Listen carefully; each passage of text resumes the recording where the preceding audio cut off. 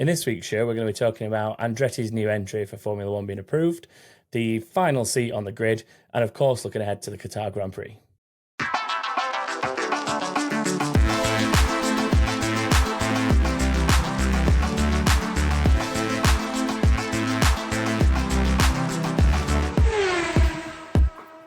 Hello everyone and welcome to another episode of Back of the Grid. I'm here this week as host and I'm Tom and I'm joined by Chris. Hello. And by Stu, a full force episode. Hello. So yeah, we've got some interesting bits of news to talk about. As I mentioned in the intro, the FIA have now finally sanctioned and approved the Andretti Cadillac entry, so we're going to go into a little bit of that first, and then we've got some more stuff to talk about, the final seat on the grid, what the options are, how that might end up, and then, of course, looking into Qatar, as I said. But, if you're enjoying this content and you're here on the YouTube side of things, then please be sure to like, share, and subscribe, as always. Leave any interesting thoughts in the comments, and we'll pick them up for inboxes if we get the chance to. And then, of course, if you listen anywhere else, do the same thing. Like, share, subscribe, and all that jazz. But, Chris, I'll hand over to you, and we'll dig into this news. Yeah, Andretti. So the FIA have approved their entry. Yeah. Yes. Yeah, that's one important distinction. The only one of the teams to apply that has been approved, because there are about 5 or 6, depending on what you read, potential entries, but all the rest have basically been told thanks, but no thanks at this point. It's only Andretti that have been officially approved. I say the FIA because they now need approval from Formula One management before they can actually be on the grid in 2026, I believe it would be. Yeah, that's the new regs, isn't it? 2026. Yeah. FOM released the shortest statement of all time to just say, we note the FIA's conclusions and we will look at them and now do our thing. There's so much to this. I mean, there's been a sort of political back and forth between the FIA and FOM and the teams for a little while now, and this is sort of at the forefront of it. Because there's the whole entry fee and watering down the prize money factor. At the moment, by the Concord Agreement, the fee's $200 million, which would then get divided up among the other teams. Not cheap. Not cheap. Well, it's so cheap as it's going to get them, isn't it? Yeah, so still not cheap. No, a lot of the teams are pushing for that to be tripled to $600 million, which F1 are not dismissing. An interesting thing that Kroon Chandler said was that a unnamed team principal told him that they reckoned if a new team came in, so all of the money was getting split 11 ways rather than 10, it was going to cost every team about $11 million a year. Interestingly, if they did put it up to $600 million, that would cover that loss for 5 years. Seems like a long time for teams to just be getting paid because another team turned up. I think the FIA and Andretti have played this very smartly in the way it's all panned out. They've basically presented this as, over to FOM now, you can either do what everyone wants you to do or you can be the bad guys. That's basically the only choice I've got now. The thing is, they're not afraid of being the bad guys. Don't forget that. They're quite happy, actually, in most times to be the bad guys because they seem to be completely out of touch with their fan base. I mean, look at, who actually likes sprint races? Anyone? Hands up. Well, it sees the point of them. Like, but apparently everyone loves them, according to everyone, the top brass at Formula One. So I mean, all 312 countries in the world love them. Apparently. Well, yeah, exactly. Yeah. Let's not go any further with that one. So I've got some opinions, I think, on this. I think the teams obviously don't want to lose money. So there is a logic from the team's perspective as to their reasoning as to why they wouldn't want this. But I do think that is cutting your nose off to spite your face in a way, because anything that makes the series Formula One more interesting and adds a extra sort of extra brand to the grid or extra team to the grid, I think is an improvement as long as that team is capable of competing, which it looks to. I mean, you'd have to say Andretti, Cadillac, probably among the more capable prospects of teams that could come in and do something, you know. Yeah, never mind the fact they're two big American brands. Like if this was, you know, like high tech or one of the other entries, like you could maybe see the argument that all that's doing is watering things down, but you'd be mad to not think that Andretti and Cadillac in F1 is only going to bring fans in. Like that's only going to be exactly positive. It'll bring fans, and like, you know, for too long there just aren't enough cars on the grid. Like no, but the last time we had sort of even a reasonable amount of cars on the grid, I think there were 26. I think that was like way back in like 2011, 2012-ish. Even older than that, I think now. Maybe I want to say like Marussia was maybe the last one that survived, and I think they did 2012 maybe. Yeah, I mean, I really want to see, you know, when you look at, so I mean, maybe not a fair comparison, but when you look at series like World Endurance Championship, which obviously have loads and loads of cars competing on the same circuit at the same time, race starts in those series with lots of cars on the grid are just absolutely epic, and you know, it's a lot to look at, and it's a real spectacle. And I think F1 really lacks that off of the starting grid. Even when you compare it to Formula 2, when you see Formula 2 start of a Formula 2 race is absolutely awesome. The sound they make, everything about it is exciting because of the quantity of cars that are pulling away at the same time. There's just so much to look at, so much going on. It's madness. And it's F3 great. this year is even crazier as well. F3 this year is like a 20-yard pushing 30-car grid, I think. I think it's a 30-car grid. I think it is up to 30, And it looks so good seeing that many cars.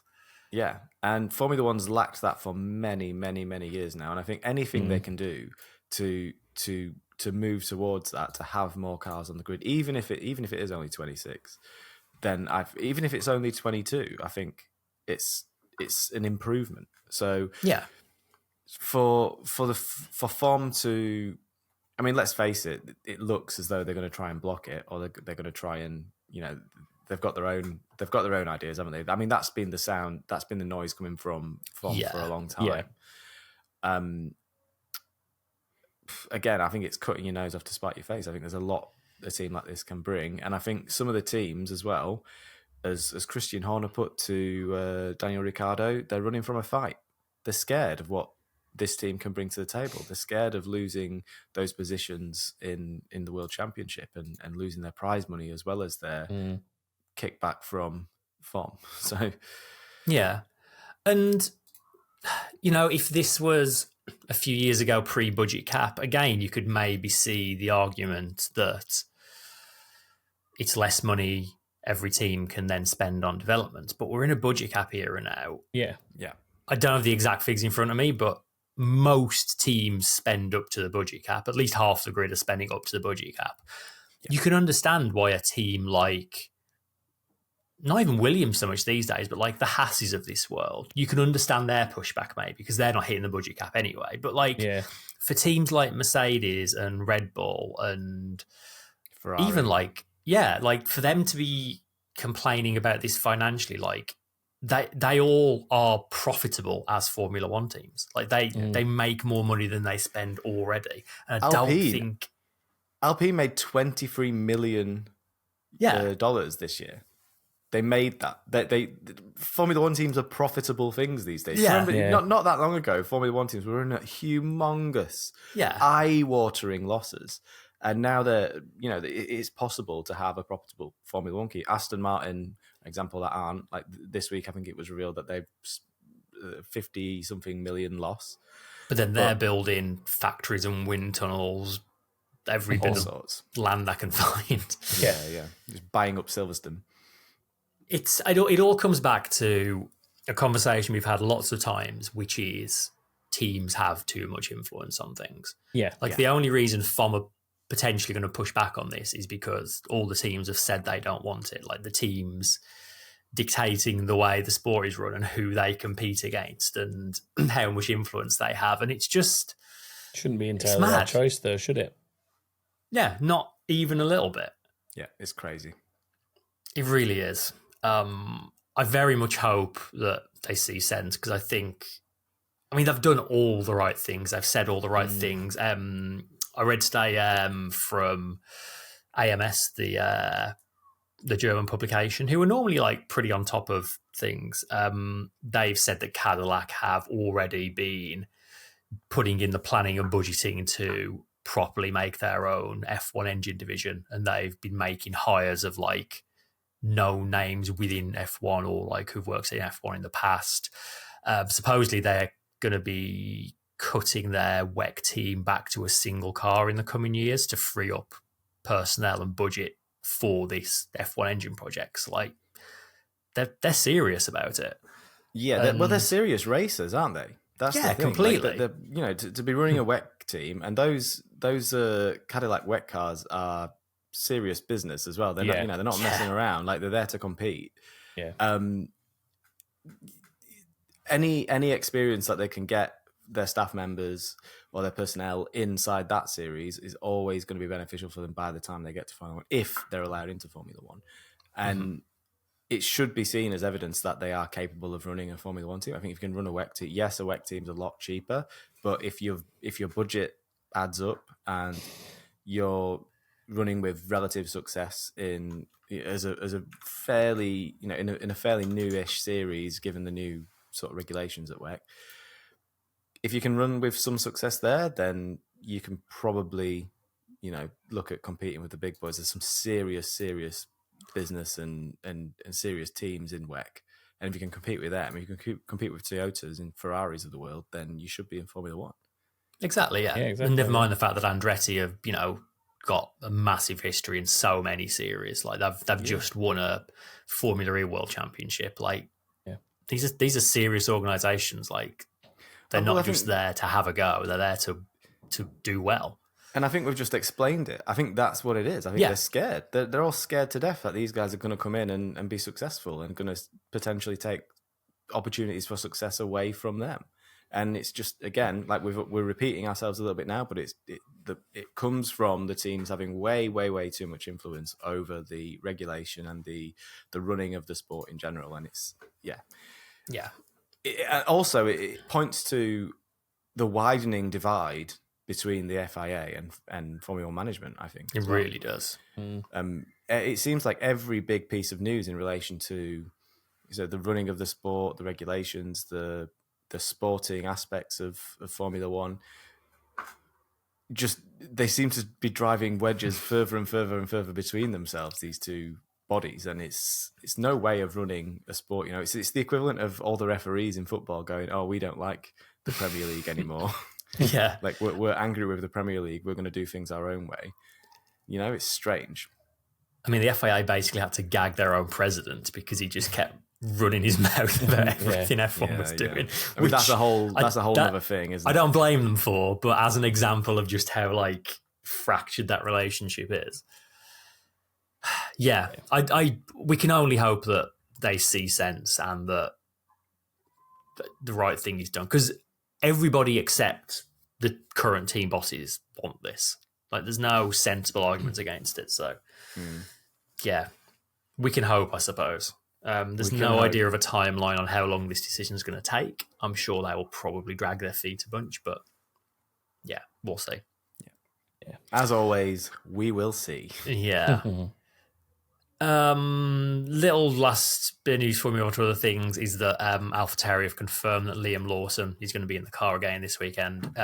Ricciardo has done some sim work, but they basically said he's not 100% there. And obviously with this being a sprint weekend, it's not like you could chuck Ricciardo in the car for FP1 and then if it doesn't go well, swap back, because there's no more practice after that. So one more week for Liam Lawson. Speaking of Liam Lawson, that moves us quite nicely on to the last seat on the grid for next year. Like, normally sort of mid-season, we do like a predicting the grid for next year kind of episode. And that's just been pointless this year because everyone's just quite early on in the season. Everyone's been reconfirmed. Currently, we've got 19 of the 20 drivers are staying exactly where they are for next season, which has been a long time since we've had that much stability in the driver market. I guess it's because a lot of contracts end in 2024. So I think next season, silly season, is going to be buck wild. Yeah, it's going to be hectic. I'm excited for it. I can't wait. I'm already excited for it. You know, if Mercedes don't have, I mean, shall we get into that? If Mercedes don't have a good season next year, then, you know, there could be ripples throughout the driving. I think like 2/3 of the grid are going to end up moving next season. Yeah, big proportion, I think, moving around. But yeah, so Williams are the only team with a seat unconfirmed. That is Logan Sargent's seat. They keep saying how much they want him in the car next year. James Vowles has said they've given him clear targets he needs to hit to be in the seat. So it's kind of like the team keeps saying they're on his side. They've admitted lots of times that they probably moved him up a bit sooner than they ideally would have liked to. Like he stepped up with very little testing time. That being said, it hasn't been a great year for him. He doesn't seem to have been getting much closer to Albon as the season's gone on. And I can only assume when, in terms of these targets, being closer to Albon is probably chief among them, I would expect. Stop crashing is probably chief among them. But stop crashing would also help a lot as well. But yes, obviously Logan Sargent is option one. He came very close to winning the F3 title. He did 2 seasons in F3, then a season in F2 where he finished 4th. Interestingly, behind Drugovich, Pourchaire, and Lawson. They're the 3 that beat him in F2, and he's the only one of those 4 that made it to F1 so far. And yes, so far this season, best finish of 11th. He's got no points to his name. There are a lot of other names knocking around, sort of swirling around this seat. I would say like a lot of these names of the names we're about to go through, Logan Sargent I would rank probably the lowest in really. Yeah, I think so. I'm going to finish this by asking who you would put in the seat. So okay, interesting. This is good. So this is for Williams. This is for the Williams seat next. Yes. Yeah. So obviously, top of a lot of people's list right now, for good reason, is Liam Lawson. Obviously, he's been in F1 for 4 races. It will be 5. He's already scored a couple of points. He's got a best finish of 9th. He's actually not finished lower than 13th as well in what is widely regarded as one of the worst cars on the grid. He's also currently 2nd place in Super Formula. He's got 3 wins and a couple of races to go. F2, he had a 3rd place with 4 wins. I mean, he's the man of the moment. He's got the goods. Like he's shown himself. You know, he's parachuted into that seat, and his results have been great. He's been competitive with his teammate. He's done everything that you'd expect a teammate to do to the incumbent if you wanted them to, you know, be. He's doing everything that Logan Sargent should be doing. Kind of, yeah, pretty much. Out of the 2 of them, who's more deserving of an F1 seat at the minute? And the answer's quite easy. It's a no-brainer, isn't it? The difficulty with Lawson is he's a Red Bull driver. Yeah. I think there's an extremely good chance they're going to put him on the grid in 2025. So the problem is, do Williams want to bring in a driver they know they're only going to have for 1 year? No. It's not a realistic prospect for Liam Lawson to go to Williams. All of this hoo-ha, is he going to go to Williams and stuff? I just don't see it. I think it's people are wasting internet talking about Lawson going to Williams because it's just not happening. No, they'd get a better driver for a season and then he'd be gone again. Yeah. And in a team that's kind of building back in the position they're in, like some stability sounds good. Yeah, it just doesn't match up with exactly that. It doesn't match up with the trajectory that Williams are on. Williams are rapidly improving. They're building up their infrastructure. They're building up their systems in their team to get them into a better place. The improvements are already there to see. I think they've had a pretty good season. Albon's having a great time over the course of the season at large. I think he's had a really good performance in that car, especially. And yeah, I think stability is good, but I do think they need to replace Logan Sargent. I don't think Logan Sargent should be staying in that team, but I certainly don't think Liam Lawson is the right fit. They need to replace him with someone that's going to stay there for a number of years, right? Yeah, I think so. Next, Felipe Drugovich. He was last year's Formula 2 champion and the current Aston Martin reserve driver. He did pre-season testing this year because Lance Stroll broke his hand. He's done a bunch of F1 tests. He's going to do at least one FP1 session this year, probably a couple. Interestingly, his name has been swirling around Formula E for months now. In fact, I remember when we were at Formula E in London a few months ago, even then there was like lots of rumours about him getting a seat for next year. Yeah. And several months have gone by and the Formula E grid is filling up rapidly and his name's still not been on there. And I kind of feel like he's putting all of his eggs in the F1 basket and feels like Formula E would be like a step away from that dream. I kind of feel like the merry-go-round's going to stop and he's just going to be left with no seat again. You've just said all that, and now, like literally, as we record this, there's some journalist is writing an article about how he's got a seat in Formula E. Probably, it's now happened, and he's signed up for a year. The moment we stopped, that news is getting announced. So yeah. At least you found him a seat. Yeah. I don't think Drugovich is right either for this one. For me, Drugovich is a Formula E driver. I don't think he's a Formula 1 driver. I just don't think he's up there with your Liam Lawsons, with your Yuki Tsunodas. He's never going to go beyond that Yuki Tsunoda level of talent. I don't think. I would say Yuki Tsunoda is probably a better driver than Felipe Drugovich. Drugovich has been kind of a bit of a journeyman last few years in F2. And I think if he was going to set the world on fire, it would have happened already. I think the problem is he's not really done much in F1. He's done one FP1 session, I believe. Yeah, maybe two.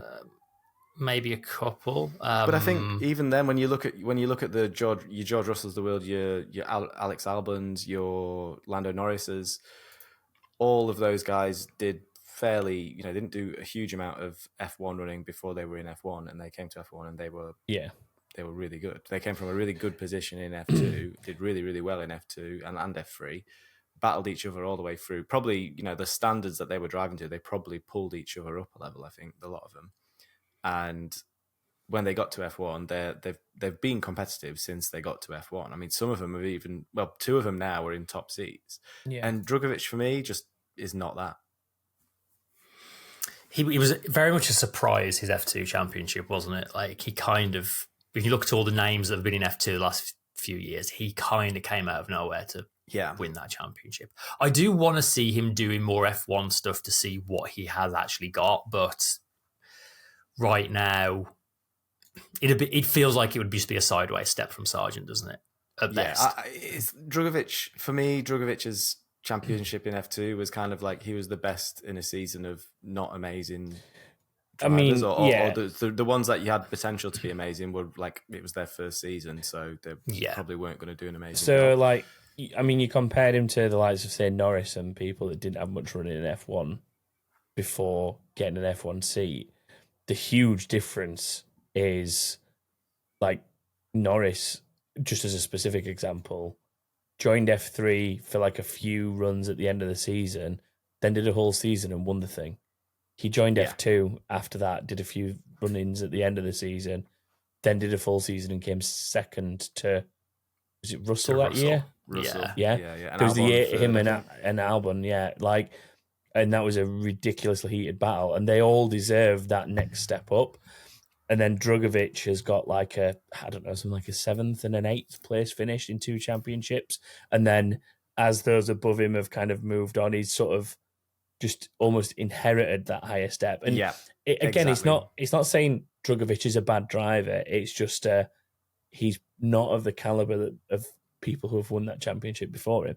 And of course. We've talked about it plenty of times, though. It's you go through these cycles in Formula 2 specifically where you have a field of maybe 3, possibly 4 super talented guys who one will win it, move on, and then the other 2 fight between themselves for the next season and then probably move on. And then you sort of get to year 3, maybe year 4, and nobody else has started to stand out yet. That like next class hasn't come through, and you end up with a title winner that's a bit okay, average. Like yeah. Nicholas Latifi, for example. I mean, De Vries is another example. You had the likes of Norris, Russell, and Albon coming through. They all suddenly disappeared and all got seats, and De Vries was kind of just left to go away and win the next year's title. And although he had that glimmer in Formula One when he was the reserve driver, we've seen that like weekend after weekend he couldn't put it together. Unlike a Lawson of this world, who I'm not saying he's setting like the world alight or anything, but he's been pretty damn consistent, and he's doing more with that car than I'd expect someone that's been airdropped into it to be doing. Yeah, the De Vries Lawson comparison is quite interesting because obviously and we should maybe take us through De Vries now, Chris, and then because kind of to Tom's point, so De Vries obviously he did win the F2 championship, but it was at his 3rd attempt.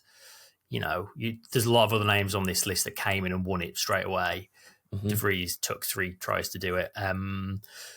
As you mentioned, he was FE champion in 2020 and 2021, but again, that was a very weird season that didn't really reward consistency for strange Formula E reasons we won't get into. He's done FP1 appearances for what feels like half the grid at this point. And then obviously, as you alluded to, he had that race where he stood in for Albon at Monza and scored points in his debut. And off the back of that one result, got himself an AlphaTauri seat, which he kept for 10 races before he was dropped.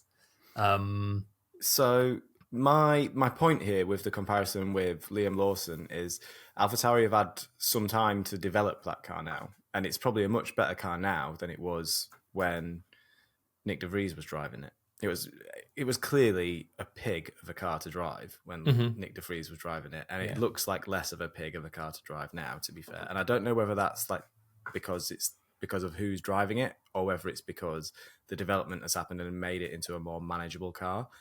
But I did feel bad for De Vries I don't think De Vries should have been dropped. I think they should have given him at least a season. I think it's the political machinations inside of Red Bull that have meant that De Vries has lost his seat. I don't think it's got anything to do with his driving. I think more than anything, I think the car was no good. I think you put anyone in that car, they're probably going to have a lot of accidents, especially as a rookie. So, it's unlucky for De Vries. I don't think De Vries is getting... Maybe De Vries does get the Williams seat. I think of the few we've got, I mean, for me, like, of the ones we've been through so far for Williams, I would say De Vries is probably the best prospect on these because he's driven for Williams already. He's a known quantity. He did a good job when he did drive for them. He'd be going into a team that probably respects him a lot more than what Red Bull did. So, I think I prefer right now of the people we've gone through so far. I think I prefer De Vries to Sargent. The only problem is you'd have to get him out of a Formula E contract because he has signed to go back to Formula E, which I'm interested to see how that goes for him. Because like his stock is lower at the moment, it has been in a while. So I'm interested to see how De Vries returns to Formula E goes. Yeah, I mean, Formula E World Champion returns to Formula E should be a fair amount of fanfare around that, right? Should be. We'll see. Last couple of names to mention. Tao Pourchaire is an interesting one. So he's in his 4th Formula 2 season now, which kind of implies another one of these journeyman type careers. But I don't think I'd put him in that category because he did join when he was pretty young. I mean, he's very young. He's also technically only his 3rd season. It's his 4th year driving in Formula 2, but it's only his 3rd full season. There's a slight difference there because he had the end of the season after he'd finished in Formula 3. He did the Bahrain Yes, they had the course he did. Bahrain double weekend, which is like was a bit unique that year because it was COVID year, wasn't it? It was a bit different. Yeah. So he was only involved in that for his first year. But then the thing that I think is different is like when you compare this to Drugovich is consistently like, I think it was 5th or 6th, like persistently in those first couple of seasons. And then when the other drivers that were finishing above him have gone, you instantly see the trajectory up. I think the difference with Theo Pourchaire is that you've got a driver that's had a decent first season, finished like 5th or whatever he finished in that first year. Then you've got a solid year with yet more wins where he comes second, and then this year you've got another solid season filled with podiums that he's won. So, because I think has he wrapped it up? I can't know if he's wrapped it up or not now. He's not wrapped it up yet, but he's pretty close to, I think. He's practically won then. He's leading at least with 1 weekend to go. So I think there's a slight difference that you can see there between journeyman whose competition moves on and potential talent that has worked his way up the ladder kind of thing. Yeah, definitely. And I think he is definitely a talented guy. He's in a weird position because he's a Sauber young driver. So he is Alfa Romeo's reserve this year. He's going to continue to be their reserve next year when at the moment, it looks like that team's just going to revert to being Sauber. There might be like a new title sponsor that comes on for a couple of years. But obviously we've got Audi kind of looming on the horizon that are taking over that team in 2026? 2026. Oh, no, sorry, yeah. Sorry, apologies. The official take over in 2025, don't they? Yeah, new regs 26, yeah. take over 25. So they've got a year with these regulations. Yeah. So he's in a weird position where, like, yes, he's reserved, but there's going to be a whole new, like, monolith of a company in charge soon, and there's no guarantee they're going to want him. So I think his best hope is that Zhou gets dropped for 2025 and they just promote him up because he's the best option. But I kind of feel like if he's going to make to F1, he needs to get away from that Sauber seat. Is Williams a good place for him? Again, it's do you replace a young driver that's fresh out of F2 with another young driver that's fresh out of F2? I mean, I like Theo Pourchaire. I think he's a very good driver.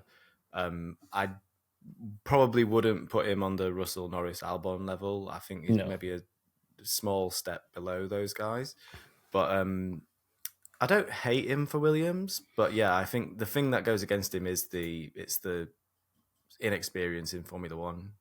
That puts me off. I think that team, again, I've made the point again, like that team really needs as much experience as it can to improve as a team together and long term. And for me, Theo Pourchaire just isn't bringing that to Williams just yet. I'd love to see him get a Formula One seat, but I just don't think it's with Williams.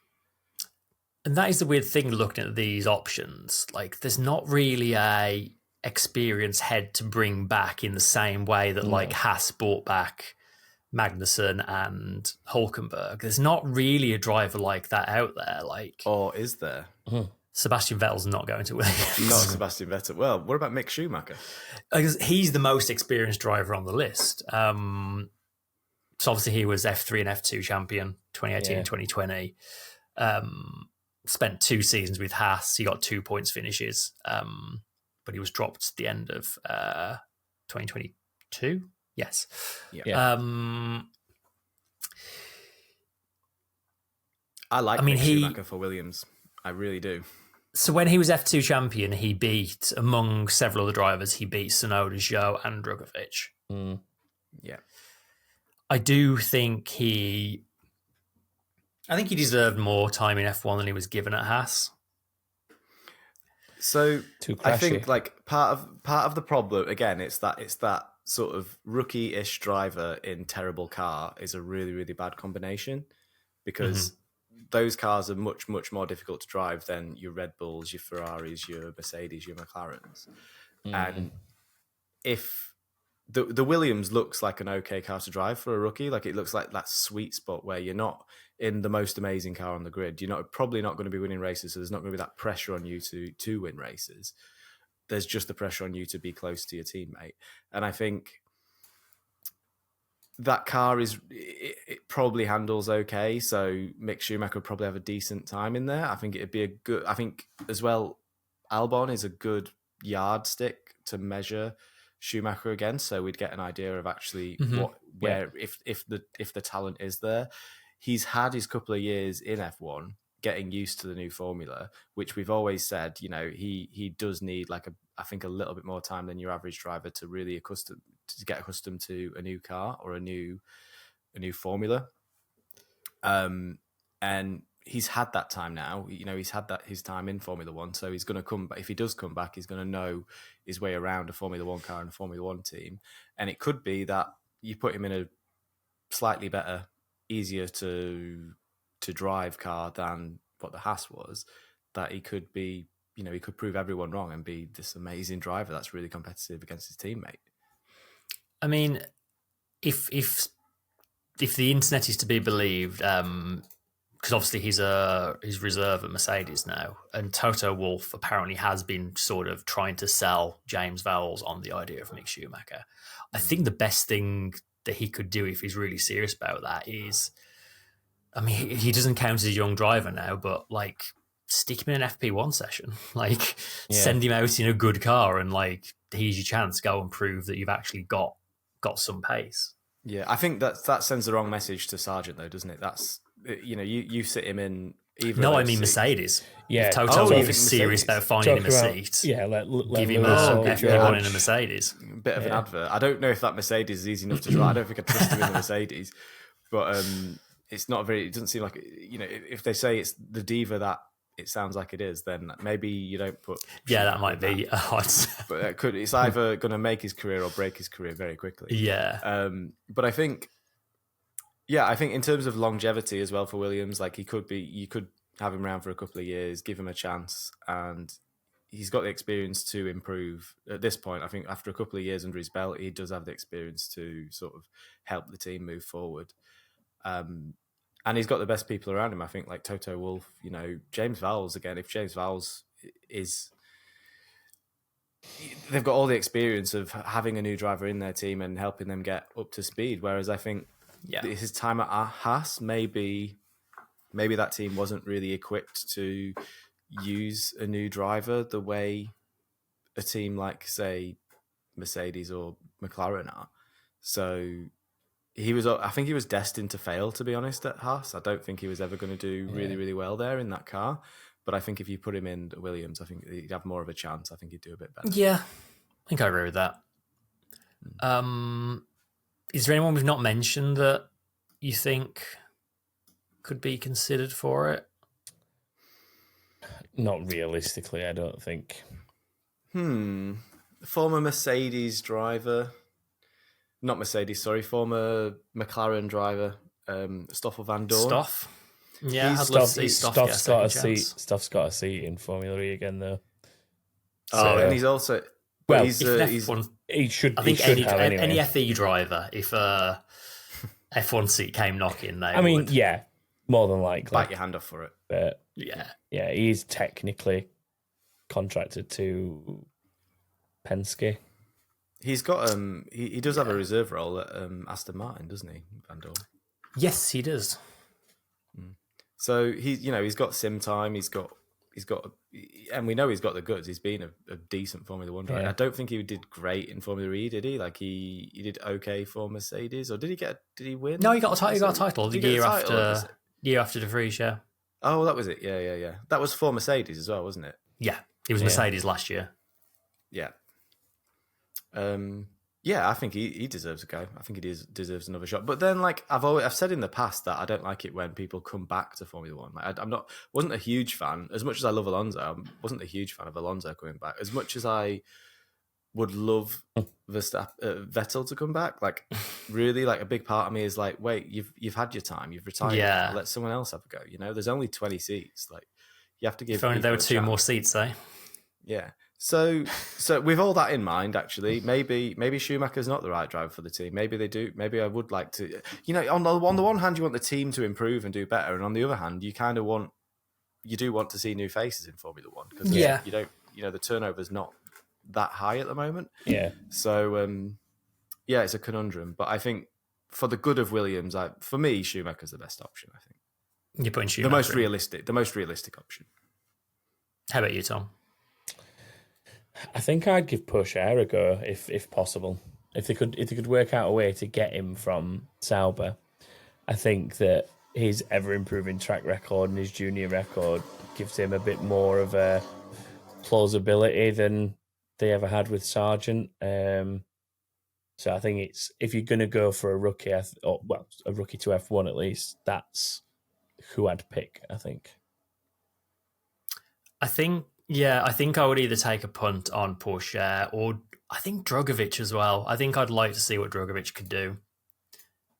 I think... Pick one. You have to pick one. I'll say Drugovich to be different then. There you go. There we go. We've all picked a different driver. So it'll be none of those three. We should make a note. We should make a note of this to see who actually does get the seat. They'll probably stick with Sargent, I think. I think they will stick with Sargent. I also suspect we won't find out until post-season. Yeah, it's not like anyone's going to poach him. It's not like they need to poach a driver from another team because they're all locked in. So they can take as much time as they want now. Yeah. So I suspect they will. Yeah. No rush. Shall we move on? Yes, let's do some storylines. So this weekend sees the opportunity for a Saturday champion. Max basically only needs 6 points to completely seal the title during the sprint race. So it's entirely doable, isn't it? Realistically, I'm here for it. It's not just doable. I think it's inevitable. I think it's going to happen. I think we were kind of like, after Singapore, we were kind of like, it's not going to happen now. But after the last race and the fact that obviously Perez had an absolute shocker. I didn't actually watch the episode just gone, but from the looks of the YouTube comments, it looks like you gave Perez a bit of a pasting. I mean, most of the episode was talking about Perez for better or worse. But anyway, I've got a few opinions about that whole thing, but you've already done it, so I won't go too far into it. But there'll be more time, I'm sure. I'm excited for this to happen. I think it's not what Form want. Like, no. It's a disaster for Form, really. Like, they don't want people winning world championships at sprint races. That was absolutely not the desire when they set this up. But it was also always a possibility. Yeah, exactly. The fact that it's going to blow up in their face, I find absolutely hilarious. Yeah. So, I mean, mathematically, he could do with Perez finishing, 5th or lower? 7th or lower. They changed the points this year, haven't they? So, I actually have no idea what the sprint race points are. He needs a 6-point gap, which means that if he's first, he needs Perez to be 7th or 8th, 7th or lower, which is like 2 points or less. I think basically Perez has to win the sprint race to keep it alive. And then even if he does that, he then has to win the Grand Prix as well to keep it alive. Yeah, it really depends on just where Perez finishes more, as to whether it's decided on a Saturday, I think. So he needs to beat his teammate by 6 points, is what you're saying? Yeah. I believe that's mathematically what it is. So I think it's slightly more complicated than that. He needs 6 points, and that's only if Perez wins. I don't know. He's going to win it. It's We're getting into the weeds on an inevitability at this point. It would be hilarious if he got he's got almost his entire hand on the title. Imagine you've got his entire hand on the title. It's right there, and then his engine starts failing, and the gap just starts creeping down, and not enough to make it like he's ever going to lose the title. But he just keeps getting delayed by another race and another race. Yeah. Anyway. Other storylines. How will tyres hold up? So the last time we were here was 2021, and we had 3 failures during the race because of the degradation, and temperatures are expected to be pretty high over the weekend, easily 30 degrees plus. So, considering that that's temperatures during a night race, that's a lot of stress for tyres to be put through. Do we know what compounds have been taken? I'm assuming we're taking the hardest compounds possible, the hardest combination, but that would be my assumption, but I'm not certain. Well, I know in Pirelli, who knows? Yeah. They might have just gone a bit silly with it. Yeah, because not last season before, most people did 2 stops. And I think most of the failures were people who tried to 1-stop it. So I would expect 2 stoppers again, which I'm all for. I much prefer 2-stop races to 1-stoppers. Yeah. I think last time they did. I think they brought the hardest set of compounds last time, and it was still the deg was so high that they had tire failures. So even with the tires now, even if they have brought the toughest tires, I think they'll still be 2-stopping. So that'd be good to see. I'm with you, Chris. I do like a 2-stopper. I prefer a 2-stopper. Definitely. And then the last one is, can Ferrari continue to close their gap to Mercedes? And can McLaren as well do the same thing to Aston Martin?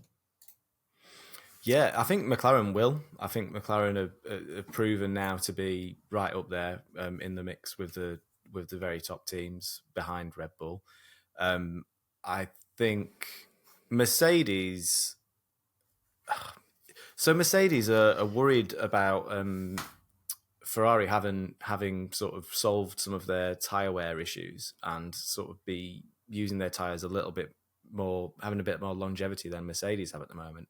And the proof will be in the pudding at this race. I think we'll be able to see for sure which car's doing better on its tyres, because it is a high deg circuit. So it'll exaggerate those qualities in both of those cars. So, and the gap will be exaggerated there as a result. So I think if the Mercedes is slower than the Ferrari, then they can say with unequivocally that the Ferrari is better on its tyres now, which is a good thing for Ferrari, because all season and most of last season it was an absolute tyre muncher. So that's one thing. I think they may continue to close the gap here, but let's not forget Mercedes have a pretty big upgrade, I think, coming for Austin. So if they are going to close the gap, that doesn't necessarily mean it's going to be a trend that continues for the remainder of the season, with Mercedes kind of late with their final update. So in comparison to all the other teams. Yeah. So it'll be interesting to see how that battle ebbs and flows for the remainder of the season. Quick tyre update for you. It's the C1, C2, C3 they're bringing. Okay. It's the hardest. But that still makes them softer than 2021, because everything in the range has got a step softer, because they have got the C0 as like an emergency tyre as well, which they've never used. It is going to be slightly softer than before. So interesting. Guaranteed 2-stoppers, I would imagine. Yeah, I think you'd be hard pushed to get on doing a 1-stop on that.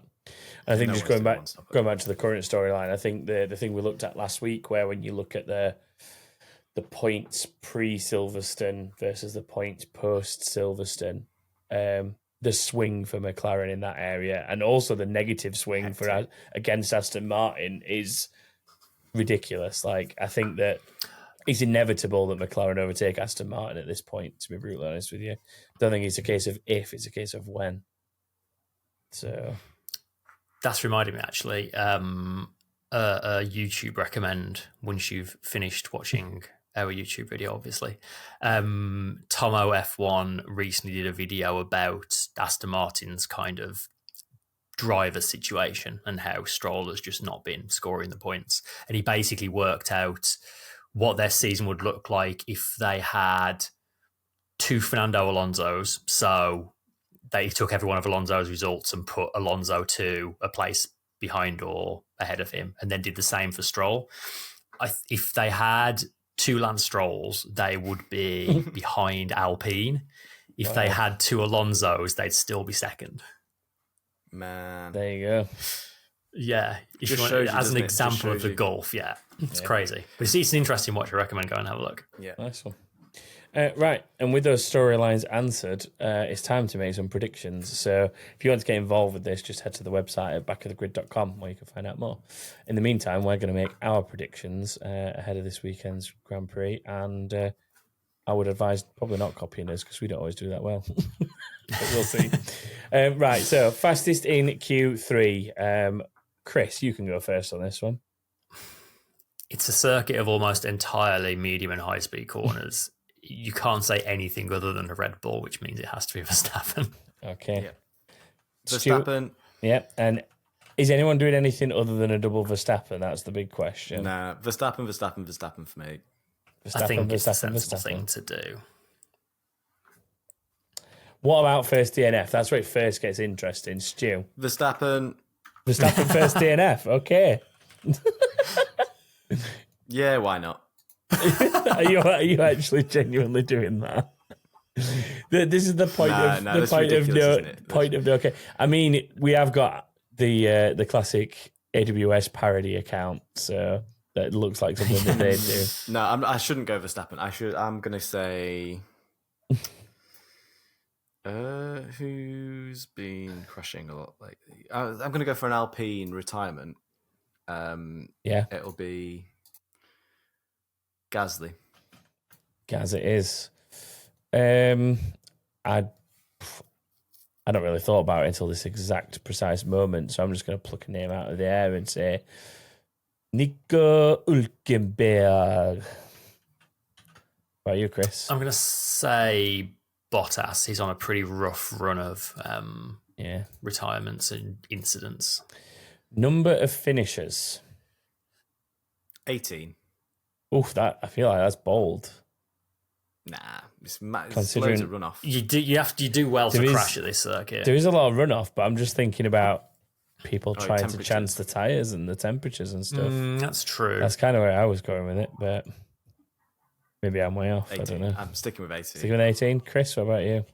I think that was the number I had in my head as well. I'm going to agree with Stu. Okay. I'm going to be a little less optimistic about the number of finishes and say 16. And then can you draw our random driver for this week, please, Chris? I can, and it is Lance Stroll. Oh, my word. 12th. I've done it. 12th. There you go. I feel like that's generous, to be honest. 13th for Stu. Chris?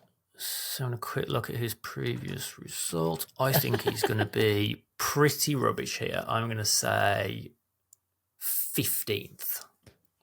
Yeah, I feel like I've been too generous on that one. My only hope is that he's not one of the DNFs. Right.